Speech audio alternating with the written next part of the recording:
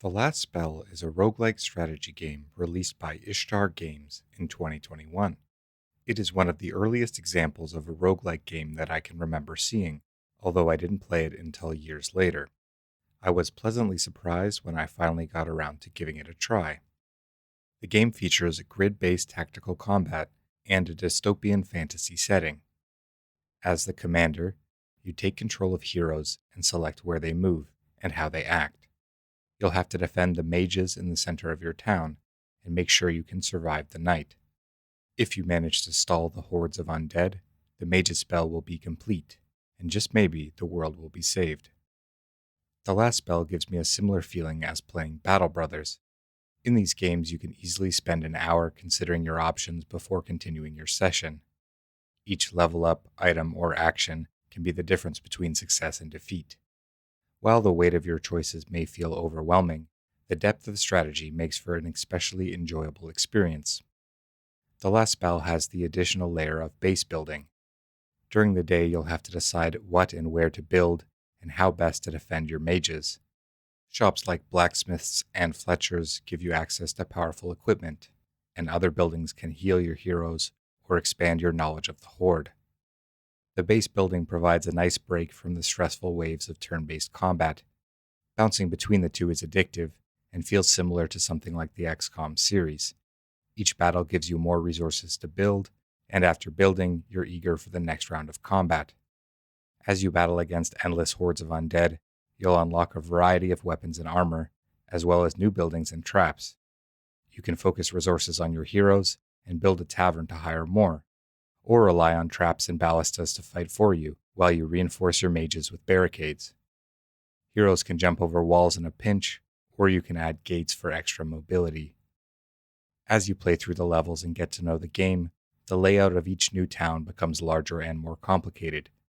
Obstacles and difficult terrain, like ruins or rivers, will force you to adapt to the town's unique challenges. It took me several tries to beat even the most simple of the Last Spell's levels, and the complexity ramps up at a satisfying rate. There are many enemy types you'll have to keep track of as you plan your strategy. Some beasts might fly over walls or explode, damaging your structures. The elites will try to take down your heroes, while faster enemies ignore combat and push towards the town's center. If you let them reach the mages, you'll be defeated, and the ritual of the Last Spell will be stopped. The final wave of each location features a challenging boss fight. You'll have to balance pushing back the horde with combating the boss. If you've focused your hero's abilities on fighting multiple targets, you may find it difficult battling a single powerful foe. The Last Spell is the kind of game that will make you fond of your party of heroes as you watch them grow stronger and level up. I can remember making the difficult decision to leave a lone hero behind to face the horde. They made a last stand at the gate while the others rushed to defeat the boss. After victory or defeat, you can acquire upgrades from two complementary beings.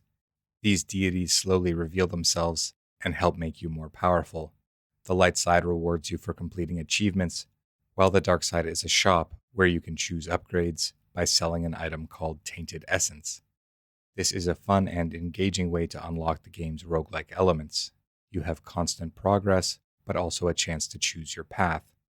The mysterious nature of the Dark Goddess made me hesitant to shop, as if I was helping the hordes by providing Tainted Essence.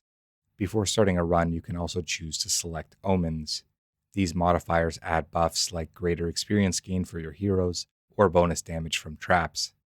The omens provide another opportunity for strategy and player agency, or if removed, add an additional challenge. If you want to make the game even harder, there is also an apocalypse mode with stronger enemies and other disadvantages.